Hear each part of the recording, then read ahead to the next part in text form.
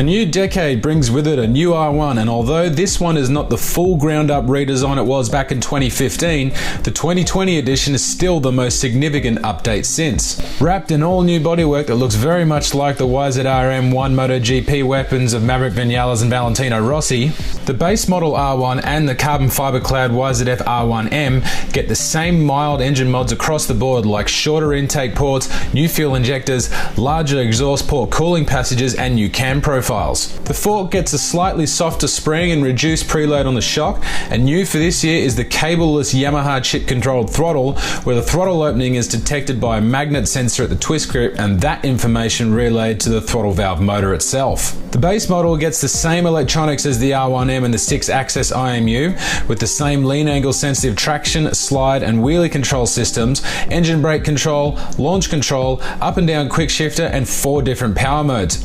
You also get new 2-stage brake control system for the ABS that you can't switch off. And new for this year are the magnesium wheels that were once only available on the R1M. The brakes get a smaller ABS pump and new pads, while the linked braking system has been removed, so now when you hit the front brakes you won't engage the rear. We sent one of the fastest females in the US, MotoAmerica Stock 1000 racer Shelina Moreda, to Jerez to test all this new tech out. I am so excited to be a part of the new R1 launch. I race an R1 back home in MotoAmerica, the Stock 1000 class. It's a 2015, so I've got a great comparison. The first bike that I rode today was the R1. To me, the biggest difference between my race bike and this bike was the throttle. Not only the throttle response, but the throttle is a bit easier to pull. There's no cables anymore. It makes the throttle really smooth. It's so smooth getting on the throttle that I thought that it was lugging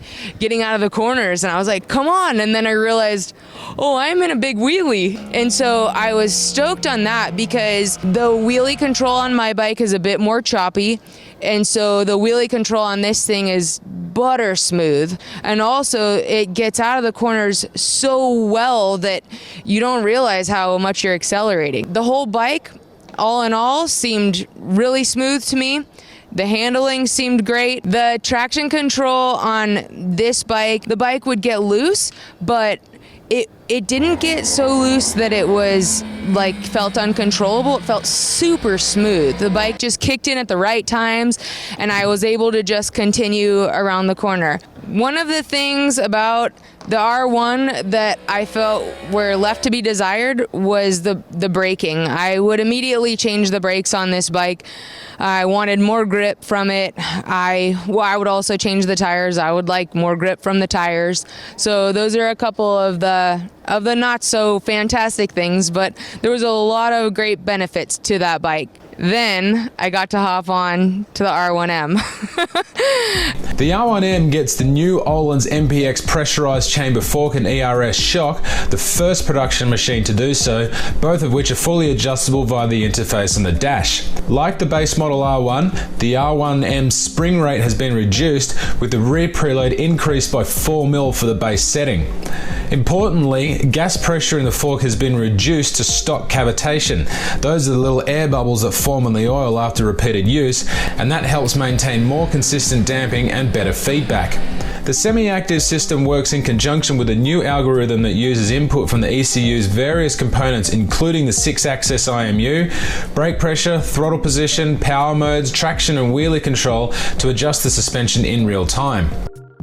I thought I was impressed with this R1, and let me tell you, the R1M, I came off the track just beaming, smiling after my first session. I got off the bike saying this is a race bike. What it has over this R1 is that it's got way better suspension, it has way better tires already, and the braking is better. I did get some brake fade on this bike still, so I would love to see that improved. I would also love the shifter to have some more adjustability, because it wouldn't come back in towards the rear set as much as I would have liked it to. But that's something that for somebody with size 7.5 women's, the thing corners so well. Like, you can just throw it into the corner, and when you get on the throttle, it's super smooth. I would be on the brakes so hard. The bike would feel so stable. It's just impressive. The coolest thing is that the suspension on this is so adjustable. You can adjust it according to if you want the suspension to be stiffer while you're braking, or if you need the rear stiffer while you're accelerating. You can adjust your ABS, you can adjust your engine braking, everything on the fly. All in all, the electronic system in this bike is fantastic. This thing is so user-friendly. Everything is very well laid out on the screen. You can also choose on the display, you can choose a race mode or a street mode. Another cool thing about these models is that they've taken and they've made everything smoother. They've improved the aerodynamics on the bikes, and it also helps you to be able to tuck in. Josh Hayes was talking to us about how much that he liked this new design on the fairings, because he doesn't hurt his legs like he did on the fairings that had the more sharp features. The nose of the bike comes down a little bit farther. I wasn't sure if I liked it at first, but I think it's growing on me already. So just give it a little bit of time. And then another neat thing that they did is that the intake is now aluminum and not plastic, which Josh Hayes says it holds the whole front of the bike up a bit better, and he said that he could actually see it squatting down from the wind pressure, and that this new one helps that out big time. One of the coolest parts about riding here at Jerez is that Yamaha brought out Josh Hayes and Alex Lowe's and Michael Vandermark, and so we got to ride with our superbike champ and got to ride with the world superbike racers. And that was like one of the coolest things, because we got to hear their perspective on what they think of the bikes. We got to ride alongside of them on the track, and it was just a ton of fun. I think that it's awesome to hear the opinions of these guys who are pushing it at the absolute top levels in the world, and I have a ton of respect for them and loved hearing their thoughts on the whole thing, and really appreciate Yamaha bringing us out here to Jerez to ride these bikes and ride with those guys. That is my report on the brand new Yamaha R1 and Yamaha R1M.